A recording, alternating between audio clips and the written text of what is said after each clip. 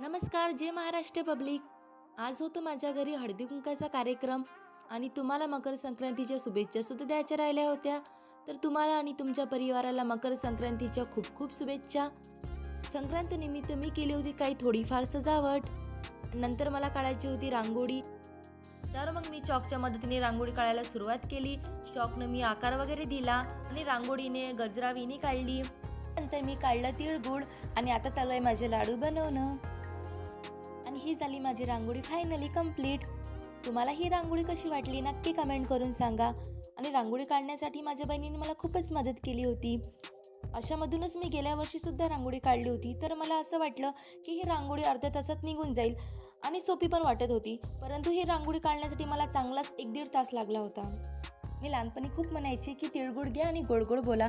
तुम्हीसुद्धा म्हणत होते का? कमेंट करून सांगा. आणि इथे सिम्पल असं मी डेकोरेशन केलं होतं. टी व्ही चालू होती आणि त्यावर मस्तपैकी मी सॉन्ग ऐकत होती. टी व्हीवर कोणतं सॉन्ग चालू आहे तुम्हाला माहीत असेल तर नक्की कमेंट करून सांगा. आणि ही आहे माझी आई. आईला वाटलं मी फोटो काढत आहे, पण मी त्यावेळेस व्हिडिओ काढत होती. नंतर आईचे मी मस्तपैकी काढले काही फोटोज. नंतर काही शेजारी काकू आल्या होत्या घरी हळदी कुंकू घेण्यासाठी. मग आईने त्यांना हळदी कुंकू दिले, तिळगुळ आणि त्यांच्या ओट्या भरल्या. नंतर आईने या वहिनीला हळदी कुंकू दिले आणि मी त्यांना नाव विचारले, पण ते सांगतच नव्हते.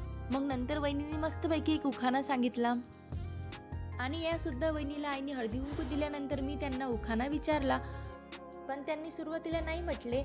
नंतर मग त्यांनी सुंदर उखाणा घेतला. रात्री मग मी रांगोळी बघितली तर खूपच मस्त दिसत होती. ते लाईटमध्ये आणि चंद्रप्रकाशात चमकत होती, म्हणजेच ते ग्लो करत होती. अशा प्रकारे झालं माझ्या घरी हळदी कुंकू. हा व्लॉग मी इथेच एंड करते आणि भेटूया अशाच नवीन ब्लॉगमध्ये.